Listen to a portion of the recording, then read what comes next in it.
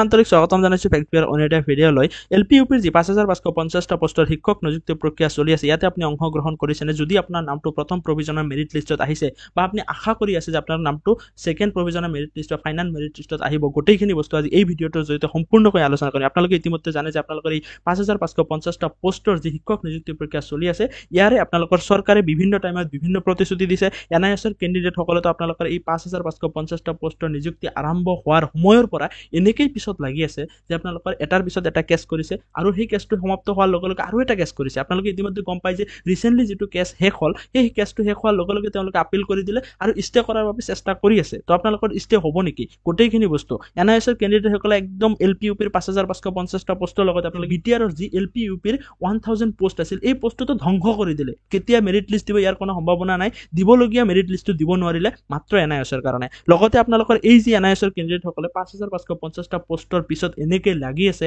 এটো মানে ভাষাৰে ক'ব নোৱাৰা হৈছে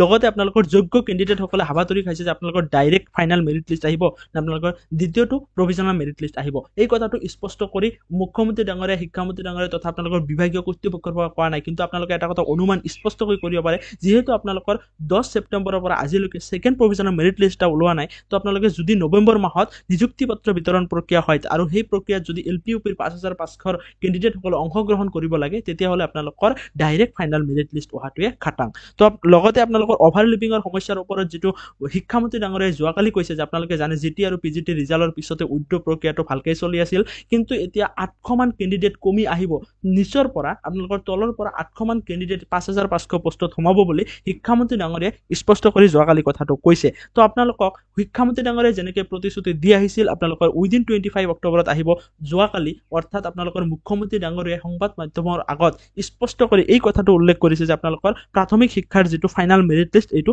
অক্টোবৰ মাহৰ ভিতৰত আহিব পাইছেনে চৰকাৰে কেনেকৈ বিভিন্ন সময়ত বিভিন্ন প্ৰতিশ্ৰুতি দি এই 5550টা পোষ্টৰ কেণ্ডিডেট সকলৰ লগত কেনেকুৱা হৈ আছে আপোনালোকৰ যেটো নিযুক্তি পত্ৰ বিতৰণ প্ৰক্ৰিয়া নৱেম্বৰ মাহত হ'ব বুলি আশা কৰিছে আপোনালোকে ইতিমধ্যে গম পায় এই যে নিযুক্তি পত্ৰ এইটো আপোনালোকৰ 10 মে তাৰিখে হ'বলগীয়া আছিল আকৌ আহিল আপোনালোকৰ অক্টোবৰ মাহৰ 10 তাৰিখে পিছলৈ আপোনালোকৰ এতিয়া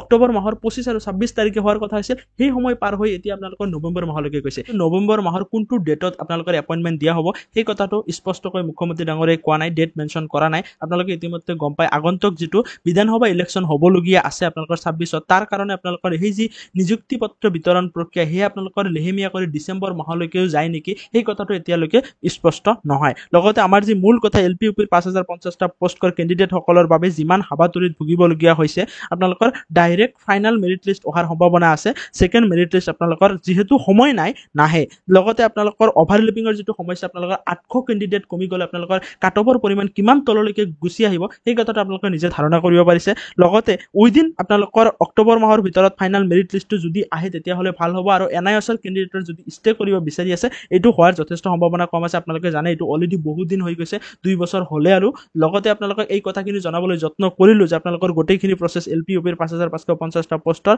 আগন্তুক অফিচিয়েলি বিভাগীয় কৰ্তৃপক্ষৰ পৰা কি নটিফিকেশন দিয়ে গোটেইখিনি আমি চাবলৈ যত্ন কৰিম আজিলৈ মানে আকৌ লগ পাম জয় অসম।